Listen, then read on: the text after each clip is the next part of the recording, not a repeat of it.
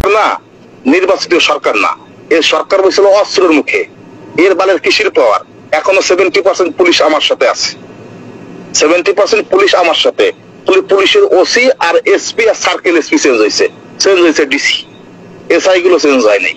SI এক থানা থেকে আরেক থানায় দিয়ে দিচ্ছে, সেই থানায় যদি সেটা চাপে পড়ে যা ধরার আগে অনেক জায়গায় ইনফরমেশন দিয়ে সরাই দেয়, যেগুলো ছাড়তে পারে না ওইগুলো ধরে চালান করতেছে। অনেক লোক জেল থেকে বেরোয় আসছে। এখন বাড়ি ঘর আগুন ধরা ছিল, পোড়া ছিল, তখন তো সবাই লিয়া দড়ির পরে সে ঘুরে এসে জামাতের ঘর আগুন ধরাতে পারি নাই।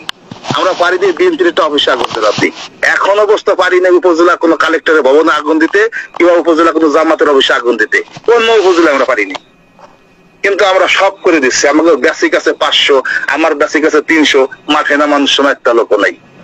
আমাদের প্ল্যাটফর্ম থেকে আমরা 2000-এর উপরে সদস্য সংগ্রহ করছি টাকা করার জন্য। সে জায়গায় লোক আসতে পারে না, আগা পাট ব্যথা, মরে গেছে, এই সমস্যা সেই সমস্যা, আসে নাই।